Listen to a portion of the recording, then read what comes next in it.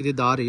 ఈ నుంచి కొంచెం ముందుకు వెళ్తే మనకు డాంబర్ రోడ్ వస్తుంది. ఓకే, కొంచెం ముందుకు వెళ్తే మనకు తోట అవి వస్తాయి. మనకు చుట్టూ మొత్తం అటు సైడ్ అంతా కల్టివేషన్ ఉంటుంది. కొంచెం ముందుకి ఇక్కడ చెట్టు ఉంది కదా, చెట్టు అవతల నుంచి అదంతా కల్టివేషన్ ల్యాండ్స్. ఓకే, ఇక్కడ కొంతమంది రైతులది.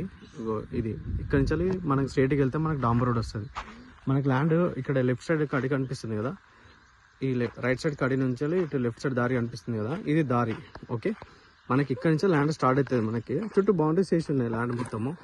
మనకి రోడ్డుకి ఒక 1 కిలోమీటర్ ఉంటుంది రఫ్గా. ఇక్కడ లెఫ్ట్ సైడ్ మళ్ళీ పొలం మీద అనిపిస్తుంది కదా, అది వేరే వాళ్ళది ల్యాండ్. మనకి ఇది వస్తుంది ల్యాండ్ మనకి.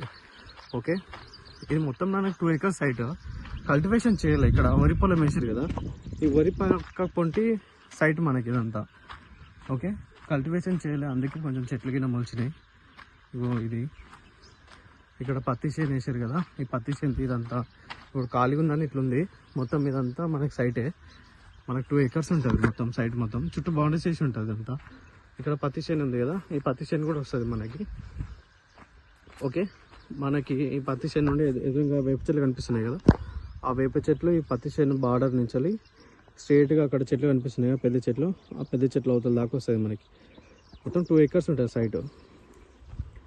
ఓకే, ఇక్కడ రైట్ సైడ్ అడిగి కనిపిస్తుంది ఇంకోటి చిన్న, అది బౌండరీ.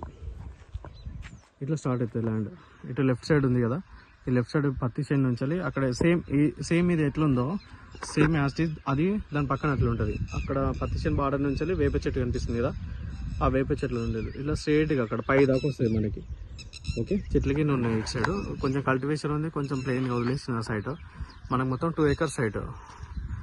2 acres సైట్ డాంబర్ రోడ్కి ఫుల్ దగ్గర ఉంటాయి. జనగాం నుంచి ఒక 14 కిలోమీటర్స్ 14 కిలోమీటర్లు మనం జనగాం వెళ్ళిపోతాము.